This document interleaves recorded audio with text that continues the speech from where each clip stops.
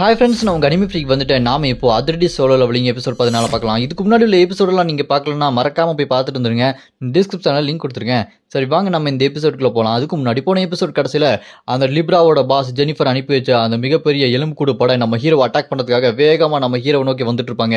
அங்கே பாஸ் குதிரையில் உட்காந்துட்டு போய் அவனை அட்டாக் பண்ணுங்கடான்னு சொல்லிட்டு ஆர்டர் கொடுக்க அந்த சோல்ஜர்லாம் நம்ம ஹீரோ பார்த்து நேராக ஓடி வந்துட்டு இருப்பாங்க. அதோட போன எபிசோட் முடிஞ்சிருக்கும். வாங்க நம்ம இந்த எபிசோடில் என்ன நடக்குதுன்னு பார்க்கலாம்.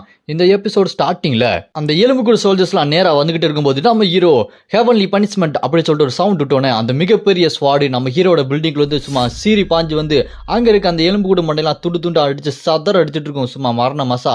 அதே நேரம் அங்கே இருக்க ஒரு எலும்புக்கூடு குதிரையில இருந்துட்டு பெரிய குத்துவாலை வச்சு நம்ம ஹீரோவை குத்தலான்னு சொல்லிட்டு வரும்போது நம்ம ஹீரோ அந்த குத்துவாலை பிடிச்சிட்டு, என்னடா தம்பி காலையில சாப்பிடலையா, இவ்வளவு வீக் அட்டாக் பண்ணிட்டு இருக்க, நல்லா சத்துள்ள ஆக்கிரமா சாப்பிட்டு பாரு, எலும்பு கூடு மாதிரி ஆயிட்ட அப்படின்னு சொல்லிட்டு அவனை பிடிச்சி தூக்கி ஒரே அடி தரையில. அவ்வளவுதான், அவன் கதையை முடிச்சதுக்கு அப்புறம் மற்ற எலும்பு கூடு சோல்ஜர்லாம் நம்ம ஹீரோவை பார்த்துட்டு, டே எல்லாரும் ஒரே நேரத்தில் அவனை அட்டாக் பண்ணுங்கடா அப்படின்னு சொல்லிட்டு எல்லாருமே ஒன்னா வந்து நம்ம ஹீரோ மேல அப்படி பாஞ்சி வெப்பனை வச்சு அடிக்க வருவானுங்க. நம்ம ஹீரோ எல்லா வெப்பனையுமே ஒரே நேரத்தில் தடுத்து நிப்பாட்டி அந்த வெப்பனை எல்லாத்தையுமே ஒண்ணுக்குள்ள ஒன்று சொல்லி அப்படி சிக்க வச்சிருவாரு. டே என்னடா வெப்பன் சிக்கிருச்சுடா அப்படின்னு சொல்லிட்டு அந்த எலும்பு கூடு சோல்ஜர்ஸ்லாம் சொல்லிட்டே இருக்கும்போது நம்ம ஹீரோ கையில அவரோட அந்த பெரிய சுத்தில கொண்டு வந்து ஓங்கி ஒரு அடி அந்த வெப்பனோட சேர்ந்து அவங்களோட தலையெல்லாம் சதறிட்டு இருக்கும். அங்க இருந்த ஒரு எலும்புக்கூடு சோல்ஜரோட தலையை நம்ம ஹீரோ சுத்தில வச்சு அடிச்சு அடியில சும்மா தெறிக்க விட்டுருவாரு. அதெல்லாம் பார்த்துட்டு அந்த பாஸ் எலும்புக்கூடு மட்டும், இதுக்கு வாய்ப்பே இல்லை, இவன் எப்படி இவ்வளவு சீக்கிரமா எங்களோட ஆட்கள் எல்லாத்தையுமே கொண்டுட்டு இருக்கான் அப்படி சொல்லிட்டு சீரியஸா முறைச்சு பார்த்துட்டு இருக்கும்போது அங்க நெருப்பு வந்து வெடிச்சு சதறிட்டு இருக்கும். என்னடா அங்க திடீர்னு இவ்வளவு பெரிய நெருப்பு வருது அப்படின்னு சொல்லிட்டு பார்த்தா அது நம்ம டார்ச்சுங்க. நம்ம ஹீரோ இதுக்கு முன்னாடி பிடிச்சா பாத்தீங்களா, அந்த டார்ச் தான். அவனை நம்ம யூகாவோட அம்மா தான் கூட்டு வந்திருக்காங்க. அது கூட பார்த்தாதுன்னு அந்த சப் கார்ட்ஸ் 3 பேர் நம்ம ஹீரோவோட சோல்ஜர்ஸ் மாதிரி 3 பிரதர் இருப்பானுங்க பாருங்க, அவங்களும் அங்க வந்துடுறானுங்க. அங்க வந்தோன்னா அதெல்லாம் பார்த்துட்டு நம்ம ஹீரோ, சூப்பர், நீங்க நல்ல வேலை பண்ணீங்க, இதுக்கப்புறம் அந்த சோல்ஜர்ஸ் எல்லாத்தையுமே இவங்க பார்த்துக்குவாங்க, இப்போ பாஸுக்கும் சண்டை வச்சுக்கலாமா. டே எலும்புக்கூடு பாஸ், ஒழுங்கா அங்க நின்றுட்டு ஆர்டர் கொடுத்துட்டு இருக்காம உன்னோட அந்த பொம்மை கொஞ்சம் நகுட்டி இங்க வா, அங்கே நின்று இருக்காத சோம்பேறி மாதிரி அப்படின்னு சொல்லிட்டு அவனை கடுப்பேத்தி விட்டோன்னே அந்த பாஸ் எலும்புக்கூடு மாட்டேன், டே நீ என்ன ரொம்ப கோபப்படுத்திட்ட, உன்னை ஒரே ஸ்லாஸ்ல எப்படி கொள்றேன் பாரு அப்படின்னு சொல்லிட்டு அந்த குதிரையில அந்த ஜாம்பி குதிரையில வேகமா ஓடி வந்துட்டு இருப்பான். அப்படி அவன் ஜாம்பி குதிரையில நம்ம ஹீரோ கிட்ட வந்துட்டே இருக்கும்போது அவன் வெப்பனை வச்சு நம்ம ஹீரோ கிட்ட ஒரு ஸ்லாஸை போட்டுருவான். அதுல பயங்கரமான ஒரு பவர் நம்ம ஹீரோ பார்த்து வந்துட்டு இருக்கோம். ஆனா நம்ம ஹீரோ அதை ஸ்வாட வச்சு 2 துண்டா வெட்டி போட்டு, தம்பி இந்த இதெல்லாம் பத்தாதுப்பா, இன்னும் நிறைய பவரை எதிர்பார்க்கிறேன் அப்படின்னு சொல்லும்போது அப்படியே அந்த குதிரையில நம்ம ஹீரோ கிட்ட வந்துருவான். நம்ம ஹீரோ சும்மா ஓங்கி ஒரு கிக்கு அடிச்ச அடியில அந்த ஜாம்பி குதிரையோட வாய் உடஞ்சு போயிடும். அது கூட பார்த்தாதுன்னு நம்ம ஹீரோ ஸ்வாட வச்சு 2 துண்டா ஒரே வெட்டு, அதுல அந்த குதிரை செத்து போயிடும். அவன் அப்படியே மேலே ஜம்ப் பண்ணி ஏர்ல பறந்துகிட்டு இருப்பான். அந்த எலும்பு கூட மாட்டேன் பாஸ், ஏய் நான் உன்னை விட மாட்டேன்டா, கேவல மனுஷன், நீ என்ன கொல்ல பாக்குறியா அப்படின்னு சொல்லிட்டு அவன் மேல இருந்தே நம்ம ஹீரோ பார்த்து அட்டாக் பண்ண ஆரம்பிப்பான். அதே நேரம் நம்ம ஹீரோ என்ன பண்ணுவாரு, அவர் கையில் இருக்க அந்த ஹெவன்லி மிஸ்டேக்ன்ற அந்த பெரிய ஸ்வாட அவனை பார்த்து ஈட்டி மாதிரி ஒரு வீசுவாரு பாருங்க. அதை பார்த்து மிரண்டு போயிடும் அந்த எலும்பு கூட பாஸ். ஐயோ இதில் சிக்கணும் அவ்வளோதான் சொல்லிட்டு ஒரு சுழல் மாதிரி ஒரு மேஜிக்கை கிரியேட் பண்ணி அதுலேருந்து டாஜ் பண்ணி அப்படியே எஸ்கேப் ஆயிடுவான். ஐயோ போட்டிருந்தா பலாப்பழ பாரு 2ஆ பொழந்திருக்குமே, இவன் என்ன இந்த அளவுக்கு பயங்கரமான ஆளா இருக்கான் அப்படின்னு சொல்லிட்டு யோசிச்சுக்கிட்டே இருக்கும்போது டக்குன்னு பார்த்தா கீழே இருந்து ஒரு சங்கிலி மாதிரி காலை பிடிச்சி இழுக்கும். யாரான்னு பார்த்தா அது வேற யாரும் இல்லை, நம்ம ஹேலி தான். அவரோட அந்த ஸ்கார்பியன் பவர் மூலமா அவனை கட்டி கீழே இழுத்துட்டு இருப்பா. அதை பார்த்துட்டு அந்த எலும்பு கூட மாட்டேன் பாஸ், ஏய் பூச்சி, உன்ன மாதிரியான ஒன்றுத்துக்காக உதவாக்கரெல்லாம் என்ன அட்டாக் பண்ண பார்க்குறியா, என்னை கிட்ட வர வச்சு அட்டாக் பண்ண பார்க்குறியா, நீ உன் சாவை நீயே தேடிக்கிற அப்படின்னு சொல்லிட்டு அவன் இழுக்க இவன் செம ஸ்பீடாக நம்ம ஹேலி கிட்ட அட்டாக் பண்ணலான்னு சொல்லிட்டு வந்துகிட்டே இருப்பானா. அப்போ நம்ம ஹேலி கரெக்டாக வந்துட்டான், இதான் சரியான டைமிங் அப்படின்னு சொன்னோன்னே அந்த எலும்பு கூட மாட்டேன், என்ன நடக்குது இங்கே அப்படின்னு சொல்லிட்டு பார்க்கும்போது சும்மா மரண மாசம் நம்ம ஹீரோ அவன் பின்னாடி வந்து ஸ்வாட வச்சு ஒரே இறக்கு முதுகுல. அவ்வளோதான், அடிச்சு அடியில் அப்படி கீழே விழுந்துருவான். நம்ம ஹீரோ முதுகுல மறுபடியும் ஒரே இறக்கு அப்படியே அவனை அடிச்சு படுக்க போட்டுட்டு, டே என்ன உன்னோட சோல்ஜர்லாம் வச்சு என்னை தோக்கடிக்கலான்னு பார்த்தியா, நீ சாதாரண எலும்பு கூடுடா, உன்னை ஆட்டுக்கால் பாயா மாதிரி சூப் போட்டு குடிச்சிருவேன் அப்படின்னு சொல்லிட்டு மிரட்டிட்டு இருக்கும்போது அதை பார்த்துட்டு அந்த எலும்பு கூட மாட்டேன், என்னது நீ இவ்வளோ பவர்ஃபுல்லாக இருக்கியா அப்படின்னு சொல்லிட்டு முடிச்சுட்டு இருந்தவன் டக்குன்னு ஒரு போர்ட்டலை கிரியேட் பண்ணிட்டு, நான் இப்போ இங்கே சாக போகிறேன் அப்படின்னா ஒன்னையும் நான் உயிரோட விட மாட்டேன், என் கூட சேர்ந்து ஒன்னையும் சாகடிச்சிருவேன் அப்படின்னு சொல்லிட்டு நம்ம ஹீரோவை கட்டி பிடிச்சிட்டு அப்படியே அந்த போர்ட்டலுக்குள்ள அப்படி உள்ள பூந்துருவான். அதை பார்த்துட்டு நம்ம ஹேலி யூகாவோட அம்மாலாம் என்னாச்சு அப்படின்னு சொல்லிட்டு பார்த்துட்டு இருப்பாங்க. அப்படியே அந்த போர்ட்டலுக்குள்ள நம்ம ஹீரோவை கட்டி பிடிச்சி உள்ள குதிச்சிருவான் அந்த எலும்பு கூட மாட்டேன். அப்படி குதிச்சதுக்கு அப்புறம் பார்த்தா மேகத்துக்கு மேல இருந்து கீழே விழுந்துகிட்டே இருப்பாங்க.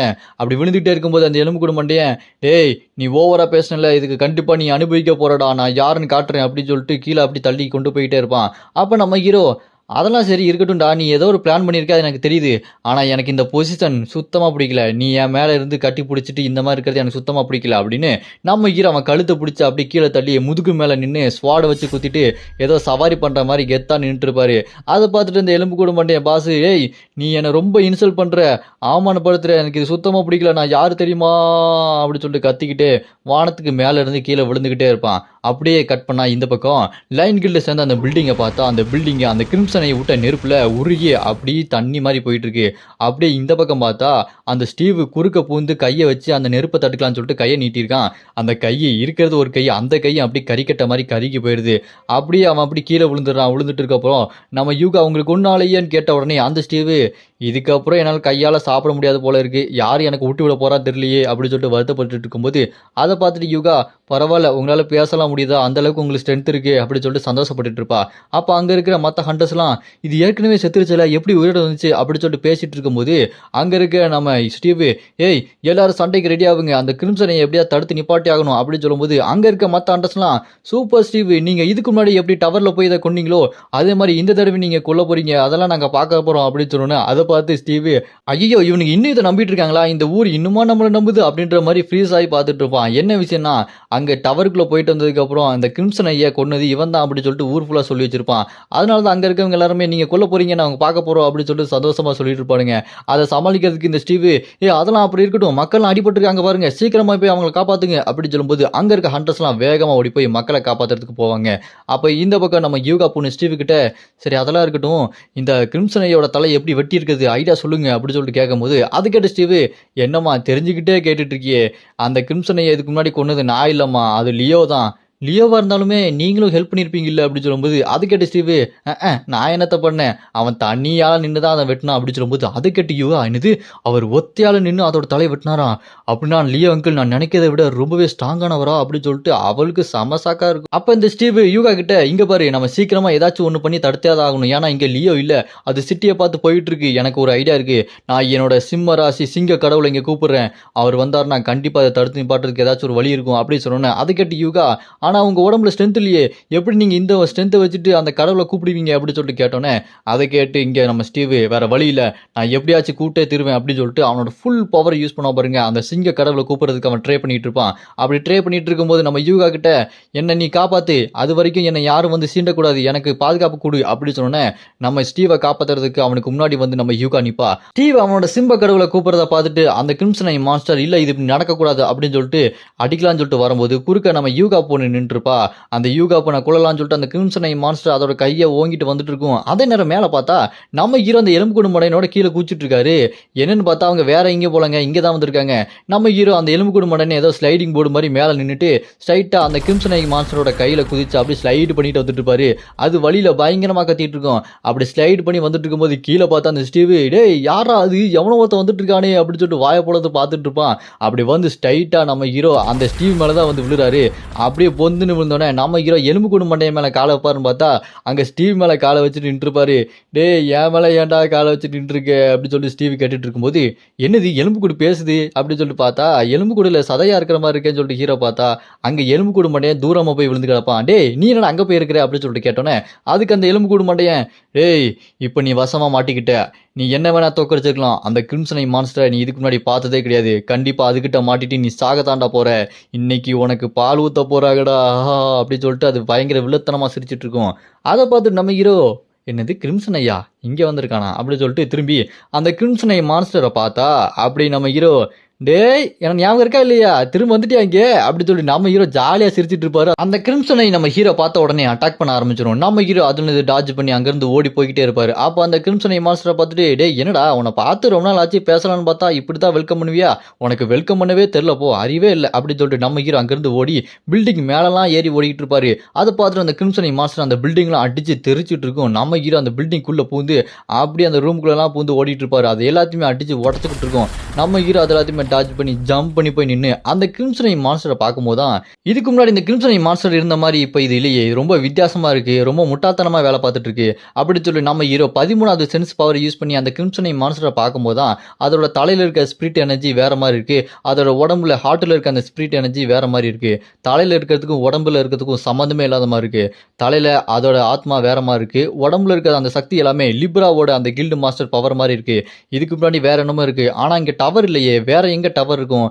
டவர் இருந்தா தானே இந்த கிரிம்சன் மான்ஸ்டர் வர முடியும் அப்படி சொல்லி நம்ம ஹீரோ யோசிச்சுட்டு இருப்பான். அப்படியே கட்டினா இந்த பக்கம் லிப்ராவோட அந்த பில்டிங் இருக்கும். அங்க அந்த லிப்ரா கில்டு சேர்ந்த ஒருத்தன் முட்டி போட்டு அந்த பாஸ் ஜெனிஃபர் கிட்ட, ஆமா நீங்க பண்றதெல்லாம் கரெக்டா நடக்குமா, அமெரிக்கால அந்த கிரிம்சன் மான்ஸ்டரை இறக்கி விட்டீங்க, இப்படியே பண்ணிட்டு இருந்தா அந்த இடத்துல ஏற்கனவே லைன் கில்டு பில்டிங் அதை அடிச்சு நொறுக்கி உருக வச்சிருச்சு, ஸ்டீவுக்கு ஏற்கனவே ஒரு கையே இல்லை அப்படி சொல்லிட்டு இருக்கும்போது அதை கேட்டுட்டு இங்க அந்த லிப்ரா பாஸ் ஜெனிஃபர், பரவாயில்ல நடந்துட்டு போட்டோம், அந்த லைன் கில்டு பில்டிங்லாம் அழிஞ்சா அழியட்டும், அதெல்லாம் ஒன்றும் பிரச்சனை இல்லை அப்படி சொல்லும்போது டக்குன்னு இன்னொருத்த முக்காடு போட்டு வந்து முட்டி போட்டு பார்க்கறதுக்கு அவன் பயங்கரமா இருக்கான். ஜெனிஃபர் கிட்ட நான் உங்ககிட்ட புதுசா ஒரு சிச்சுவேஷன் இருக்கிற ரிப்போர்ட்டை கொண்டு வந்திருக்கேன் அப்படி சொல்லும்போது சொல்லி என்ன விஷயம் கேட்பாங்க. அதுக்கு அந்த முக்காடு போட்டவன் லியோவோட ஃப்ரெண்டு ஓட்டர்ஸ், அவன் இப்போ கொரியாவுக்கு போறான், கொரியாவுக்கு போனான் அப்படின்னா அங்க இவான் குரூகர் இருக்கான், அவனை சீக்கிரமா சந்திக்க போறான். அது மட்டும் இல்லாம நீங்க அனுப்பிச்சு வச்ச அந்த எலும்புக்கூடு படைய லியோ அடிச்சு துவம்சம் பண்ணிட்டான். அப்போ அந்த எலும்புக்கூடு மண்டையன் போர்ட்டல் ஓப்பன் பண்ணி கிரிம்சனை இருக்க இடத்துக்கு லியோவை கூட்டு போயிட்டான் அப்படின்னு சொல்லிட்டு எல்லாத்தையுமே இங்க சொல்லிட்டு இருப்பான் இப்போ ரீசெண்டாக நடந்ததை. அதை கேட்ட அந்த ஜெனிஃபர், அப்படியா நான் சீக்கிரமா அங்க போய் என்ன நடக்குதுன்னு பார்த்தாகணும், இன்னும் எனக்கு கொஞ்சம் பவர் கிடைச்சதுன்னா இதே மாதிரி உண்மையான கிரிம்சன் பிளாக் டிராகன் இது எல்லாத்தையுமே என்னால் சம்மன் பண்ண முடியும். அது இருக்கட்டும், அந்த கல்லி என்னாச்சு அப்படின்னு சொல்லிட்டு கேட்டா, கல்லி உங்களுக்கு அவள் ரிப்போர்ட்டே பண்ண மாட்டா, அவங்களுக்கு அவள் அடி பண்ணி மாட்டா அப்படி சொல்லும்போது அதை கேட்டு அவள் ஜெனிஃபர், அந்த கல்லி எப்போதுமே அப்படிதான், சரி பரவாயில்ல இருக்கட்டும், நான் சண்டையில் இறங்குறேன், முதல்ல நான் இப்போ கொரியாவுக்கு போய் ஆகணும், கொரியாவில் இருக்கிற டீமன் டவரை போய் பார்த்தாகணும் அப்படின்னு சொல்லிட்டு அங்கேருந்து அவள் கொரியா கிளம்புவா. அப்படியே கட்டினா இந்த பக்கம் பார்த்தா கொரியால அங்க இருக்க மான்ஸ்டர் எல்லாத்தையுமே அடிச்சு நொறுக்கிட்டு அதுக்கு மேல அந்த இவான் குரூகர் உட்காந்துட்டு இருக்கான். அங்க டீமன் டவர் வேற இருக்குது. அங்க ஸ்ட்ரைட்டா நம்ம ஓட்டர்ஸ் வந்துடுறான். ஓட்டர்ஸ் வந்த உடனே, டேய் நீ என்னடா பண்ணிட்டு இருக்க, நீ இங்க வந்து என்ன பண்ணிட்டு இருக்க, மான்ஸ்டர்ஸ் எல்லாத்தையுமே கொண்டுட்டு இருக்க, அங்க டீமன் டவர் எங்க இருக்குன்னு இன்னும் காட்டவே இல்லை, இதுக்கப்புறம் தான் காட்டுவாங்க போல இருக்கு. அப்படி இந்த பக்கம் அங்க இருக்க மான்ஸ்டர்ஸ் எல்லாத்தையுமே கொண்டுட்டு அந்த இவான் குரூகர் மேல அப்படி மலை மாதிரி குமிச்சு மேல உட்காந்துட்டு இருப்பான். அங்க வந்த ஓட்டர்ஸ் அவனை பார்த்துட்டு, நீ என்னடா இங்க பண்ற, கொரியால உனக்கு என்ன இங்க வேலை, மான்ஸ்டர்ஸ் அடிச்சு நொறுக்குனது மட்டும் இல்லாம என்னோட கில்டை சேர்ந்த மெம்பர்ஸை நீ காயப்படுத்திருக்க, உனக்கு என்ன வேணும் அப்படின்னு சொல்லிட்டு கேட்கும்போது அவன் ஓட்டர்ஸை பார்த்துட்டு, டே என்னடா நீங்க வந்துட்டியா, பயந்து போய் எங்கேயாச்சும் ஒளிஞ்சிருப்ப அப்படின்னு சொல்லிட்டு பார்த்தா இங்க ஏன் முன்னாடி வந்து தைரியமா பேசிட்டு இருக்க அப்படி சொல்லிட்டு கிண்டல் பண்ணிட்டு இருப்பான். அதை கேட்டு ஓட்டர்ஸ், டே வள வளன்னு இழுக்காத, அந்த டீமன் டவர் எங்க இருக்குன்னு விசாரிக்க வந்தனா போய் அந்த டீமன் டவர் எங்க இருக்குன்னு பார்க்க பாரு, அதை விட்டுட்டு 20 வருஷத்துக்கு முன்னாடி லியோக்கு பின்னாடி பயந்து போய் ஒளிஞ்சிட்டு இருந்த மாதிரி அந்த டவருக்குள்ள போறதுக்கு பயந்து போய் இங்கே நின்றுட்டு இருக்கியா அப்படி சொல்லிட்டு கிண்டல் பண்ணோன்னே அதை கேட்டு அந்த இவான் குரூகருக்கு கடுப்பாயி, டேய் நான் யாருன்னு தெரியாம பேசிட்டு இருக்கல, உன்ன மாதிரி அரலூசுக்கெல்லாம் நான் என்னோட பவர் என்னன்னு காட்டுறேன் பாரு அப்படின்னு சொல்லிட்டு அவனோட அந்த கடவுளோட பவர் புல் பவர் யூஸ் பண்ணுவான். அந்த புல் பவர் யூஸ் பண்ணிட்டு அவனோட மிகப்பெரிய பவர் யூஸ் பண்ணி, டேய் இப்போ நான் அடிக்கிற அடியில் நீ என்ன ஆக போறன்றதை மட்டும் பாரு, ஏன்னா உங்ககிட்ட ஏற்கனவே கடவுளோட சக்தி கூட இல்லை, என்னடா பயத்தில் அப்படியே ஃப்ரீஸ் ஆகி நின்றுக்கிட்டியா அப்படி சொல்லிட்டு அவன் பறந்து வந்து அடிக்கும் போதே அப்படி பேசிக்கிட்டே வருவான். அதே நேரம் நம்ம ஓட்டர்ஸ் கையை முறுக்கிட்டு ஓங்கி ஒரு குத்து விடுவார் பாருங்க, அடிச்ச அடியில் அங்கே நெருப்பு குழம்பா அப்படி பிரகாசிக்கும், அப்படி கண்ணெல்லாம் கூசும், என்ன நடக்குன்னே தெரியாது. அடிச்ச அடியில் என்ன ஆகும், அந்த குரூகர் இருக்கான் பாருங்க, அப்படி சொல்லிட்டு என்னாச்சு எனக்கு அப்படி சொல்லிட்டு வாயை பிறந்துட்டு பறந்து போவான். அங்கே இருக்க பில்டிங் எல்லாத்தையுமே பட்டு பில்டிங்லாம் தெரிச்சு பறந்து போவான். அடிச்ச அடியில் பறந்து போய் தூரமாக போய் விழுந்துருவான். அதை பார்த்துட்டு அந்த குரூகர், என்ன நடக்குது இங்கே, எப்படி நீ அடிச்ச, இங்கே லியோவே இருந்தாலுமே என்னோட இந்த அட்டாக்கை தடுக்கிறது ரொம்பவே கஷ்டமான விஷயமாச்சு, நீ எப்படி அதை பண்ணு அப்படி சொல்லிட்டு மிரண்டு போய் பார்த்துட்டு இருப்பான். அப்போ நம்ம ஓட்டர்ஸ் அவனை பார்த்து, டே நீ இதுக்கு முன்னாடி என்ன சொன்ன, என்கிட்ட கடவுளோட பவர் இல்லையா, கொஞ்சம் இங்கே பாரு இருக்கண்ணா அப்படின்னு சொன்னோன்னே அவனை சுற்றி பிரகாசமாக மின்னிட்டு மேலேருந்து ஒரு பயங்கரமான சக்தி அவன்கிட்ட வந்து சேரும். அதை பார்த்துட்டு அந்த குரூகர், டேய் இந்த அளவுக்கு ஒரு கான்ஃபிடன்ஸ் எப்படி அவன்கிட்ட வந்துச்சு, நீ ரொம்ப வீக்காக பயந்தாக்குள்ளேயே தானே இருந்த, இங்கே என்ன நடக்குதுன்னு ஒன்றுமே புரியலையே அப்படி சொல்லிட்டு வாயை பொழுது மனசுக்குள்ளேயே யோசிச்சுட்டு இருப்பானா. அதை பார்த்துட்டு நம்ம ஓட்டர்ஸ், டே என்ன அப்படியே பயத்தில் ஃப்ரீஸ் ஆகிட்டியா, நகர முடியாமல் நின்றுட்டு இருக்கு அப்படின்னு அவன் சொன்னதே அவனுக்கு திருப்ப சொல்லுவார். அப்போ அவர் கையில் பார்த்தா மிகப்பெரிய ஒரு வில்லு, நம்ம ஹீரோ தான் உருவாக்கி கொடுத்துருப்பானா இல்லை அந்த கடவுளை உருவாக்கி கொடுத்துருப்பாரா என்னன்னு தெரியல, அந்த மிகப்பெரிய வில்லை வச்சுட்டு இருப்பாரு. இதுதான் டபுள் எஸ் ரேங்க் உள்ள பிரில்லியன் லைட் வில் அப்படின்னு சொல்லிட்டு அதை பயங்கரமாக போஸ்ட் கொடுத்து நிற்பாரு. பார்க்கறதுக்கே மரண மாசா இருக்கும். நம்ம ஓட்டர்ஸ் கெத்து காட்டிட்டு இருப்பாரு. இதோட இந்த எபிசோடு இங்கே முடியுது. இதுக்கப்புறம் சும்மா பயங்கரமான சம்பவம் உங்களுக்காக காத்துட்டு இருக்கு.